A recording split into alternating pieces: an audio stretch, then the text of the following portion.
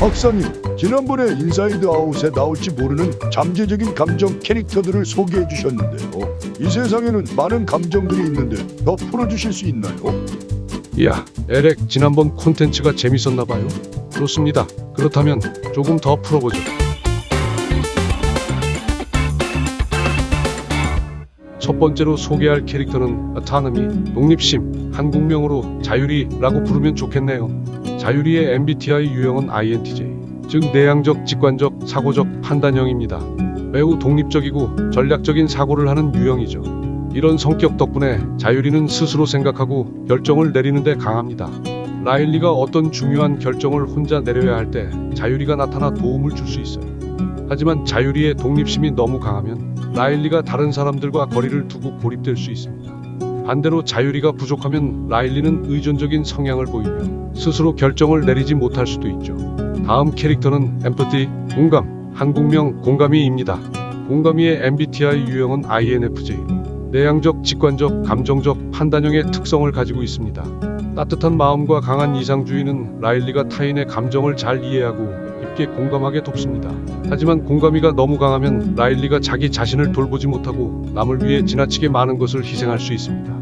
공감이가 부족하면 라일리는 타인의 감정을 무시하고 이해하지 못하는 모습을 보일 수 있습니다. 세 번째로는 adventurousness, 모험심, 한국명 대범이를 소개합니다. 대범이의 MBTI 유형은 ESTP입니다.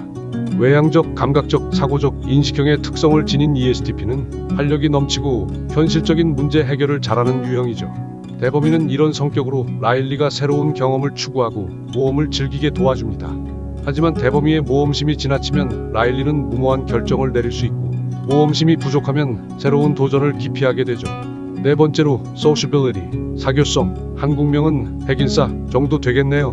핵인싸의 MBTI 유형은 ESFP, 외향적, 감각적, 감정적, 인식형의 특징을 갖고 있습니다.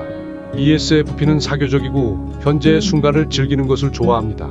핵인싸는 라일리가 친구들과의 관계에서 적극적이고 활발하게 행동하도록 돕습니다.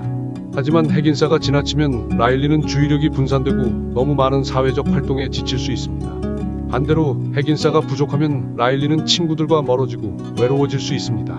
다섯 번째로 logical thinking, 논리적 사고, 한국명은 분석이입니다. 분석이의 MBTI 유형은 ISTP로 내향적, 감각적, 사고적, 인식형의 특성을 지니고 있습니다. ISTP는 논리적이고 분석적으로 문제를 해결하는 데 강점을 가집니다. 분석이는 라일리가 복잡한 상황에서 이성적인 결정을 내릴 수 있도록 돕습니다. 하지만 분석이가 너무 강하면 라일리가 감정을 배제하고 차갑게 될 수 있고 반대로 분석이가 부족하면 라일리는 충동적으로 행동하고 비합리적인 결정을 내리게 됩니다.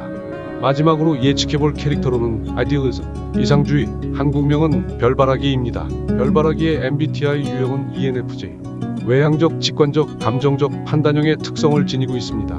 열정적이고 카리스마 넘치는 리더십을 가지고 있으며 이상을 추구하는 유형으로 라일리가 꿈을 꾸고 큰 목표를 세울 때 등장할 캐릭터죠.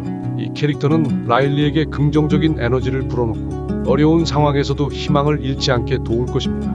하지만 별바라기가 너무 강하면 라일리가 비현실적인 기대를 하거나 지나치게 낙관적으로 생각할 수 있고 반대로 부족하면 라일리가 냉소적이거나 비관적으로 변할 수 있겠죠. 자, 이외에도 다른 감정 캐릭터들이 뭐가 있을지 여러분들도 한번 상상해 보시면 어떨까요?